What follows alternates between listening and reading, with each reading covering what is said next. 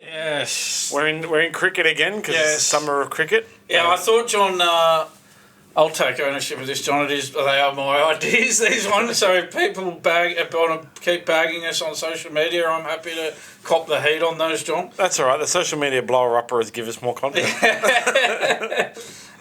So, yeah, I thought today we would go with, seeing as Test cricket was back on our screens on Fox and Channel 7, thought a good one to do would be who are the best Fox/Channel 7 cricket commentators. And, John, as it is an honesty session, so we've got to also have who are the worst commentators. So, would you like me to kick off? For sure. So, I think the best ones, John, I think Kerry O'Keefe is the best commentator. He's funny, he's informative, he has an encyclopedic memory on the knowledge of the game and memory.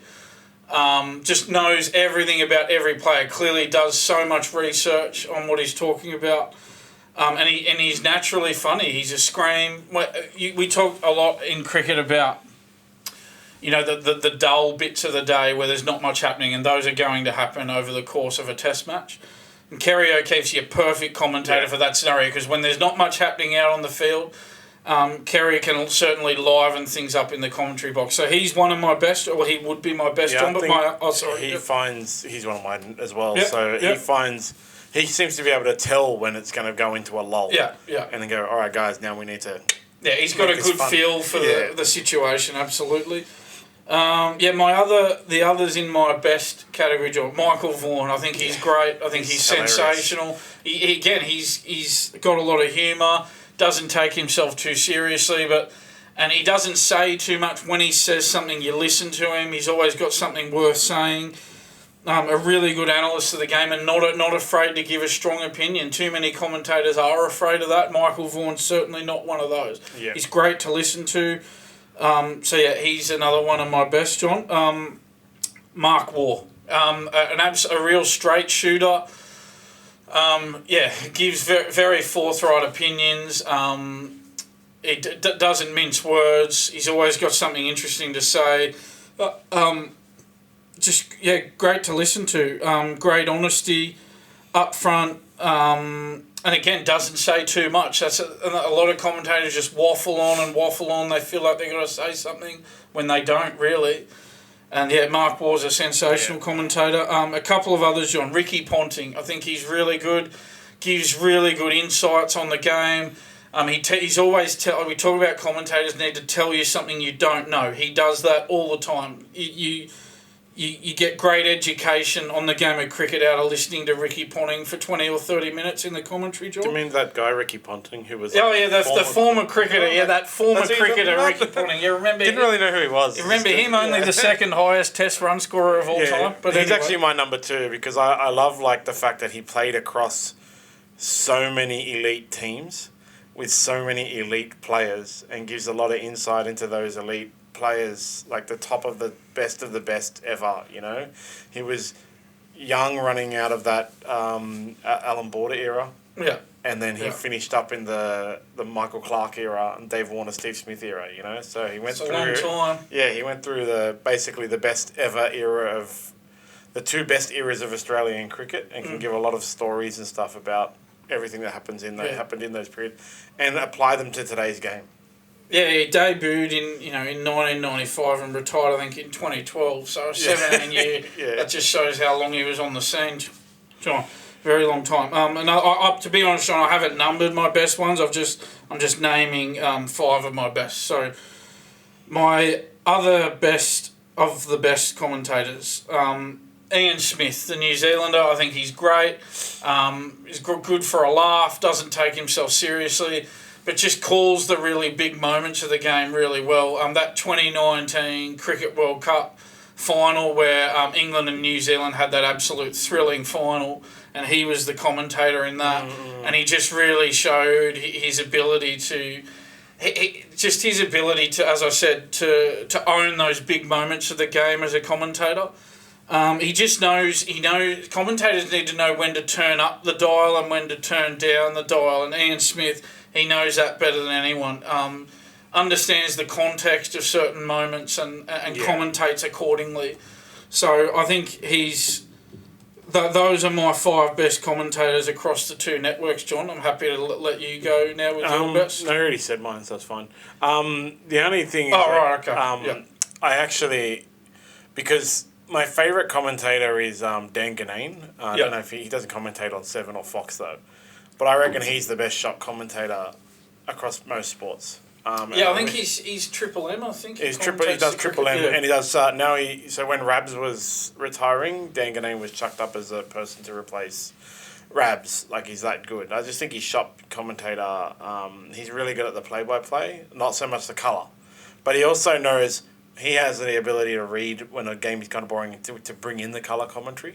So I really like him. And then I don't know how to pronounce her name. I was just looking it up. Ishiguro? Yeah, I really like her. But I don't know if she commentates for Channel 7 or Fox. She is on Fox, yeah. Yeah, I think she's really good. I like her read of the game. She's really good at explaining in non-cricket terms, like layman's terms, how the pitch is swinging and stuff like that, and why. That's what I really always liked about her. I got a lot of insight, and cause I've always been like a cricket fan, but not deep into cricket. But by listening to her, I was able to learn a lot. So that's why I really liked her. Yeah. Okay. Should I move into the more difficult part of the discussion? I only have 2, but yeah, John, I'm going with 3. I've got 3 names for you. I'm just going to come out with it, John. I think Justin Langer's one of the worst. I think he's got one of the worst commentators. He sort of tries to be funny, and he's not funny, and he tells these stories that are just boring and uninteresting. He just waffles a lot, and he just goes into detail about stuff that no one cares about as well. That's just, he's my worst. He's not one of the worst, man. He's the worst. You just got to be honest. You just got to come out with it. He's the guy that I compare to Ray Hadley that I turn off. You know, like when Ray Hadley commentates rugby league, I turn off the commentary altogether. And when Justin Langer's talking, man, I'm like, yep, sweet. Where's my phone? Breaking commentary, and it can be something super exciting is happening, but it'll be like, nope, if Justin Langer's talking, I'm on my Instagram. Because he commentates on 7 with Ricky Ponting, and when you got those 2 on at the same time, you're just like, please let Ricky speak. Yeah, please let Ricky speak. I want to listen to Ricky. I don't want to listen to... It's the 2 ends of the spectrum in one commentary team. Yeah, absolutely, yeah.